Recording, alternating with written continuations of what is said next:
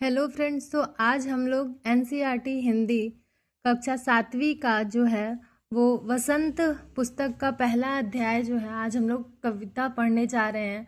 तो ये जो है हम लोग का है हम पक्षी उन्मुक्त गगन के। तो जैसा कि कल हम लोगों ने सिलेबस डिस्कस कर लिया था, तो उसके बाद आज हम लोग इस चैप्टर को इस कविता को पढ़ेंगे। कविता का शीर्षक है हम पक्षी उन्मुक्त गगन के, और इसके जो कवि हैं वो शिव मंगल सिंह सुमन जी हैं। ठीक है, तो हम लोग देख लेते हैं कविता को। हम पक्षी उन्मुक्त गगन के पिंजर बंद न गा पाएंगे, कनक तिलियों से टकराकर पुलकित पंख टूट जाएंगे। तो कविता जो है, कविता में कवि कहना चाहते हैं, इस कविता में कवि ने स्वतंत्रता का महत्व एक पंछी के माध्यम से बताने की कोशिश की है। वे कहते हैं कि पक्षी का सामान्य गुण पंख फैलाकर खुले आसमान में उड़ने का है। वे पिंजरे में बंद होकर प्रसन्न नहीं हो सकते, चाहे वह पिंजरा सोने का ही क्यों ना हो। अर्थात वहाँ चाहे कितना भी सुख सुविधाएं हो, पिंजरे की तिलियों से टकराकर उसके पंख टूट जाएंगे। ऐसा जो है पहला जो हम लोग का ये है पैरा, इसमें कवि ये कहना चाह रहे हैं। अब दूसरा जो है हम लोग का पैरा वो देख लेते हैं।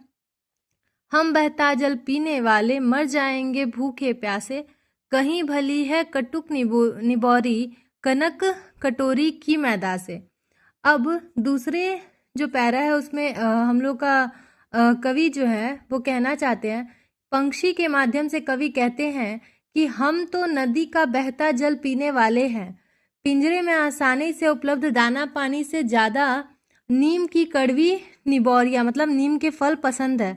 अर्थात पंछी को आज़ाद रहकर भूखा प्यासा रहना अधिक पसंद है, न कि पिंजरे में रहकर किसी की गुलामी करना। कैद में मिल रही सुख सुविधाओं से ज़्यादा अच्छा संघर्षरत स्वच्छंद जीवन होता है। ये कवि जो है हमारे दूसरे पैरा में कह रहे हैं।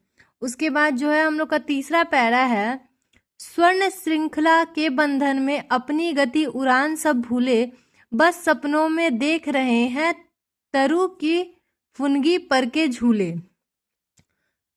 और उसके बाद चौथा पैरा है हम लोग का, ऐसे थे अरमान की उड़ते नीले नभ की सीमा पाने, लाल किरण सी चोंच खोल चुगते तारक अनार के दाने। अब ये दोनों पैरा को हम एक्सप्लेन करते हैं। कविता में पक्षी कहता है कि सोने के पिंजरे में कैद होने पर हम अपनी स्वतंत्रता उड़ान सब भूल गए हैं। अब तो पेड़ की ऊंची डालियों में मस्त होकर झूलने का सपना ही मात्र रह गया है।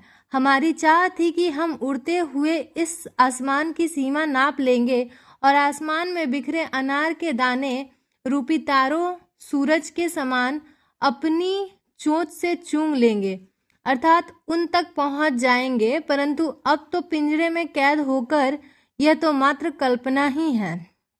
ठीक है, उसके बाद है होती। इसके बाद हम लोग देख लेते हैं,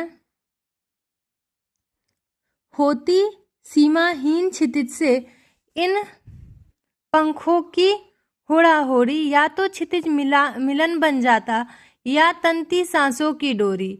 नीर न दो चाहे टहनी का आश्रय छिन्न भिन्न कर डालो, लेकिन पंख दिए हैं तो आकुल उड़ान में विघ्न न डालो। मतलब पंछी कह रहा है कि हमको उड़ने दो, हमारा उड़ान में विघ्न ना डालो।